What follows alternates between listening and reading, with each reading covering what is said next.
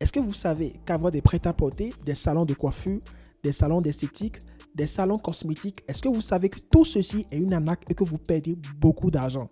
Je vous explique dans cette vidéo. En réalité, durant de mes 5 ans d'expérience, j'ai accompagné plusieurs personnes dans le domaine de la mode, des entreprises de mode, des accessoiristes, des gens qui font dans le domaine de la beauté, la cosmétique.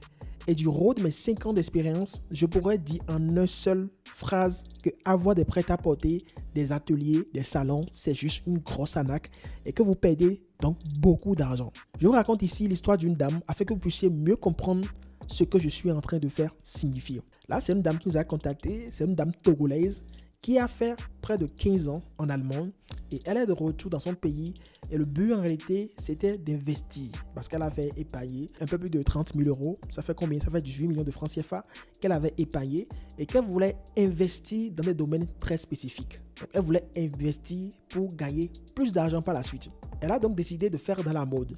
Tout de suite, elle n'a pas pris les informations qu'il fallait. Elle ne s'est pas renseignée sur comment ça marche la mode, quels sont les secteurs porteurs, quels sont les positionnements qui marchent, comment il faut communiquer, comment créer la marque, comment avoir la main d'œuvre, comment créer sa ligne de vêtements, comment communiquer, comment créer la boutique en ligne.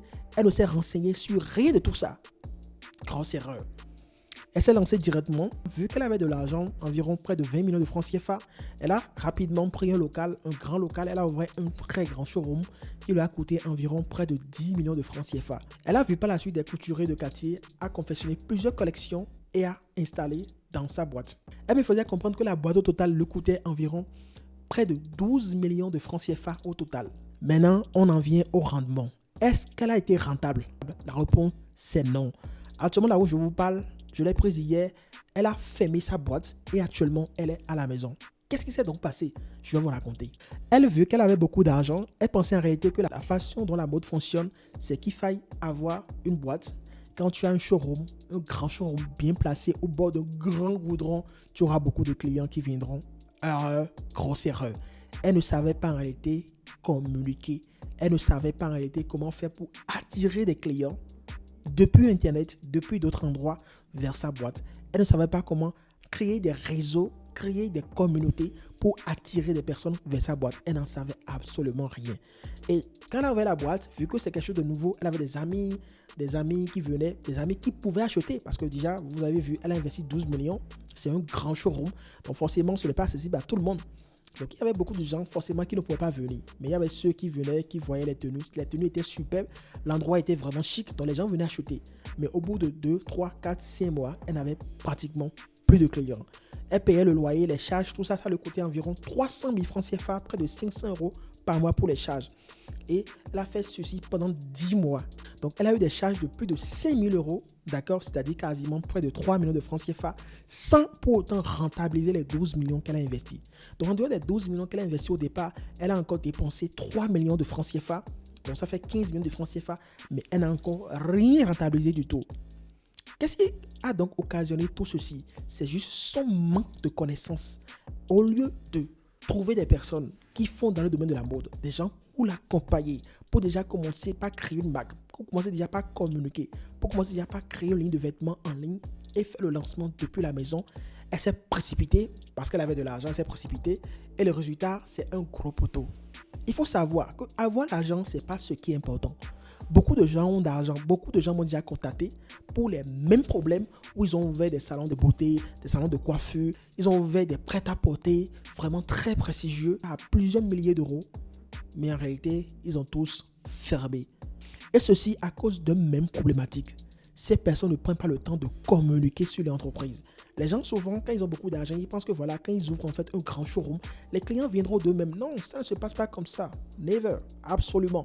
Ça ne se passe pas comme ça. Si vous ne communiquez pas comme cela se doit, vous n'aurez pas de clients. Et quand on dit pas de clients, vous n'aurez pas d'entrée d'argent. Pas d'entrée d'argent, vous allez finir par fermer.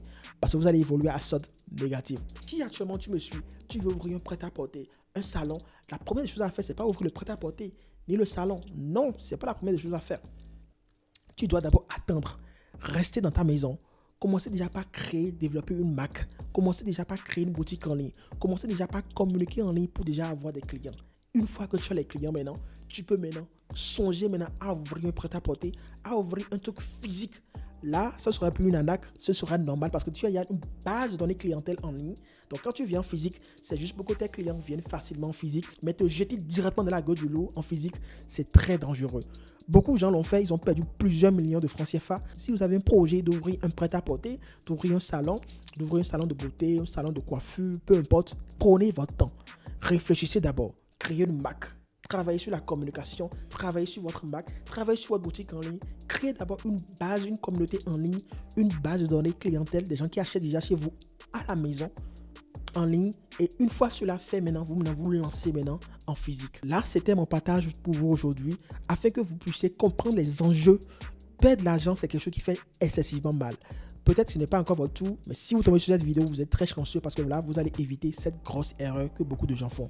Si vous voulez lancer votre marque de vêtements, vous voulez investir, vous êtes en Europe, vous voulez investir en Afrique, vous voulez venir en Afrique, vous lancez dans la mode, dans la cosmétique ou dans l'esthétique et vous ne savez pas réellement comment vous y prendre, comment faire. Nous avons à notre sein un cabinet où nous accompagnons les personnes qui veulent investir dans la mode, dans la beauté, dans la cosmétique. Nous les accompagnons à travailler sur leur marque, à créer une marque et par la suite à communiquer efficacement sur le produit. Si vous aimez ce contenu, n'oubliez pas de liker déjà, d'accord, de vous abonner si ce n'est pas fait pour ne pas manquer nos prochaines vidéos.